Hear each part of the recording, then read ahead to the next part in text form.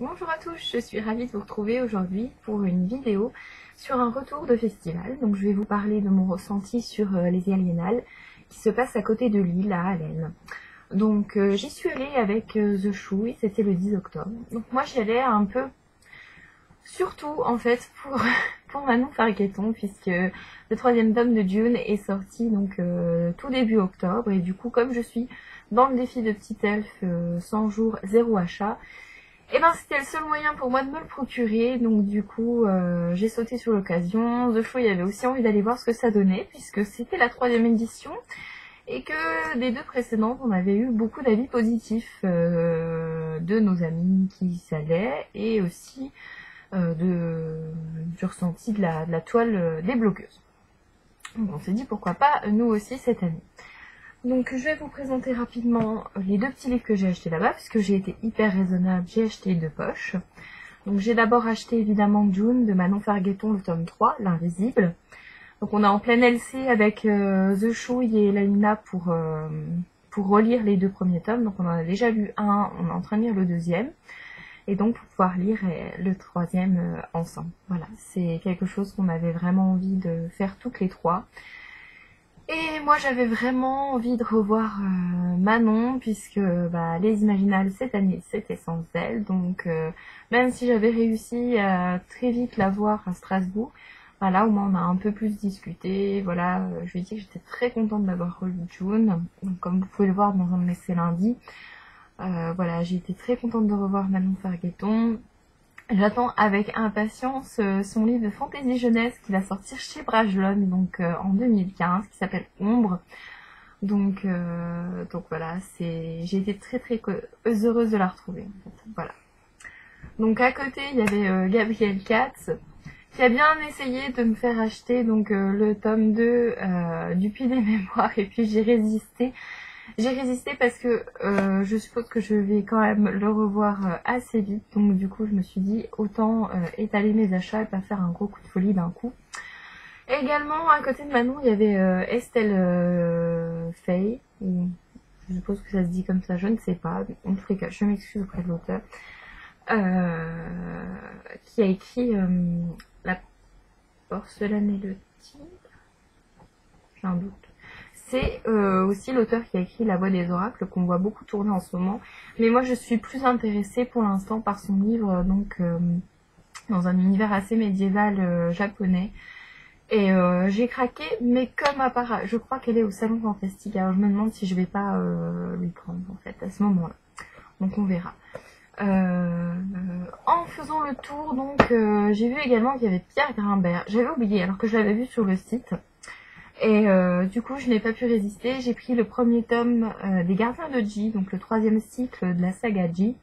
Donc la volonté du démon. Alors, j'ai dévoré en, on va dire, une journée. C'était un pur plaisir de les retrouver.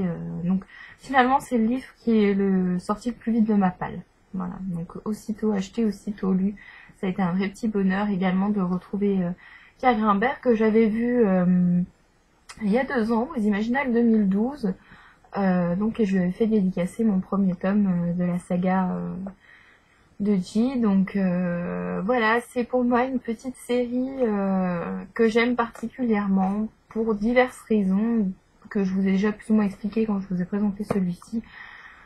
Voilà, j'aime beaucoup Pierre Grimbert. Il est un peu timide, mais du coup, là, comme il était, il n'y avait pas beaucoup de monde devant lui, donc du coup, j'ai pu un petit peu discuter avec lui.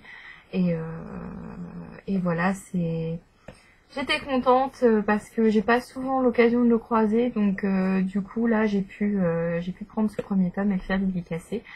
Mais maintenant, je suis coincée puisque je ne peux pas acheter la suite avant janvier. Mais bon. C'est le jeu, je le savais très bien en commençant ce défi. Voilà, sinon, par rapport au reste, il y avait des grosses têtes d'affiches que moi je ne lis pas d'ailleurs. Mais, à part Olivier Perru. Donc il y avait Olivier Perru, il y avait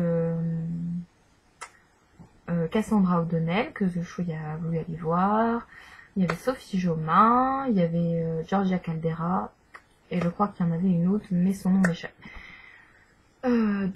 Finalement, bon, il y avait d'autres auteurs également. Après, je les ai pas tous retenus, parce qu'il y en avait quelques-uns que je ne connaissais pas du tout, donc je suppose qu'ils sont plus natifs du nord de la France. Ou pas, je sais rien. Bref, je les avais jamais trop vus en festival ailleurs. J'ai fait quelques découvertes, mais il n'y a pas plus de choses que ça qui m'ont attirée. Donc en fait, les Aliénales, ça se passe dans un gymnase. Donc là, je vais vraiment vous donner mon ressenti sur le festival en lui-même, qui est plus ou moins positif en fait. Je vais vous expliquer pourquoi. Donc, il est sympa. Franchement, c'est un bon festival. Je ne dirais pas le contraire. Mais par contre, pour moi qui viens des Vosges, ça vaut pas le coup d'y aller. Voilà. Parce que ça fait des frais, ça fait beaucoup de routes, de chemins. Au final, je m'attendais à autre chose et du coup j'ai été un peu déçue. Donc ça se passe dans un gymnase, il y a un côté qui est réservé au marché féerique. Alors on a fait un premier tour avec The Show et marché, puis on était assez ébahis devant les petites choses artisanales et tout. Et en fait en refaisant un deuxième tour, je me suis rendu compte que par exemple pour les bijoux, il y a beaucoup de choses que je pourrais faire moi-même. Donc du coup ça m'a un peu refroidi, je me suis dit oula, ne nous précipitons pas. Donc du coup j'étais un peu déçue du coup par mon deuxième tour de marché féerique, parce que je me suis dit bon bah si ça je peux le faire, voilà. Après il y avait par exemple des tours d'oreilles avec des plumes, c'était super sympa, mais c'était 25 € le tour d'oreille. J'ai trouvé ça un peu cher, ça nécessite peut-être beaucoup dextérité, mais je veux dire voilà, j'ai trouvé ça un peu cher, donc du coup j'ai m'a un peu refroidi, puis voilà, en faisant le tour. Par contre, j'ai vu Antera, donc j'étais assez contente de la revoir, qui était présente également aux Imagital. C'est une illustratrice à qui j'avais acheté son petit recueil d'illustrations, mais du coup, là, je n'ai rien pris puisque je suis à jour.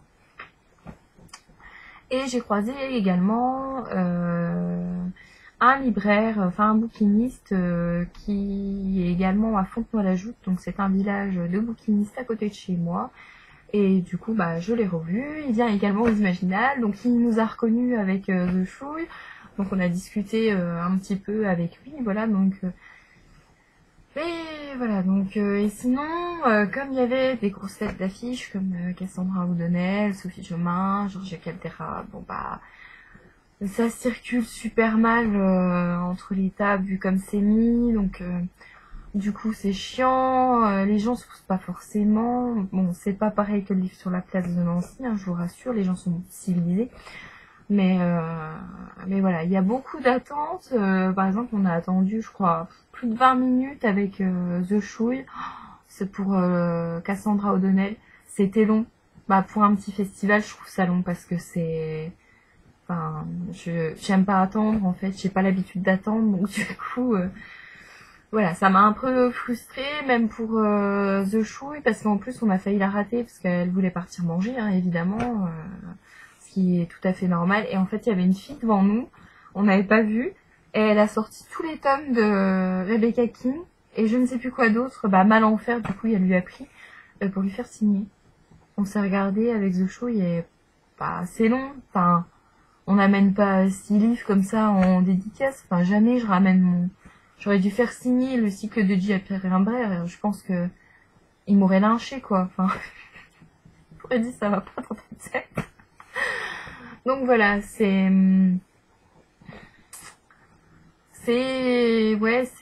assez ambigu comme sentiment, parce que je suppose que dans quelques années, ça sera vraiment un festival génial qui vaudra le coup de faire un déplacement, par exemple, depuis les Vosges pour moi. Mais par contre, en attendant, non, parce que je peux avoir la même chose plus près ou même à Paris. Donc du coup, voilà. Alors après, ce qui était intéressant, c'est qu'il faisait un petit stand avec des goodies à acheter du festival. Donc moi, j'ai eu un marque-page parce que j'ai acheté les livres. Mais en fait, sinon, il est à 4 €. J'ai trouvé ça super cher parce que, par exemple, le t-shirt, ils le vendent à 5.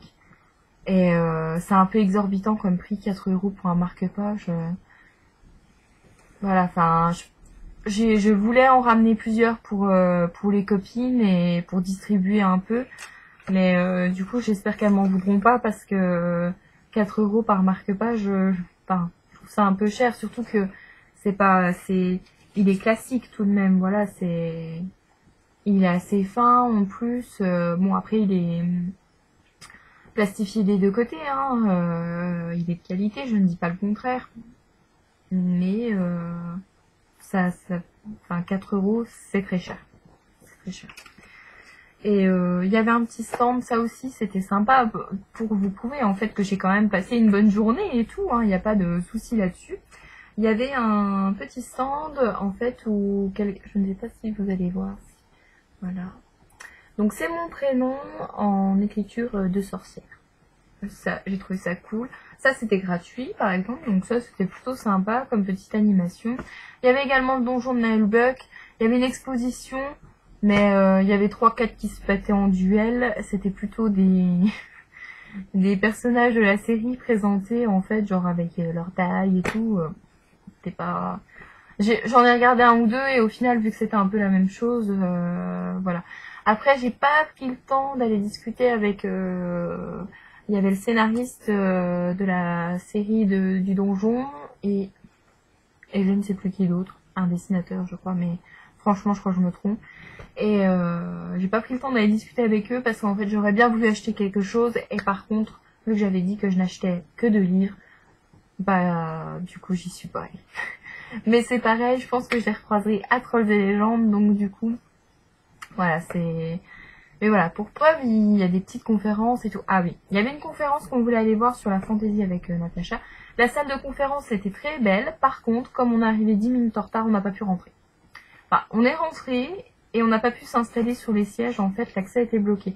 Alors, je trouve ça dommage parce que même si on rate un peu le début, bah, rien n'empêche quand même de pouvoir suivre le débat. Et du coup, bah, là, bah, c'était bloqué. Pas trouvé ça trop cool pour les gens qui étaient un peu la bourse parce qu'en plus nous on n'a pas vu l'heure en fait tout simplement.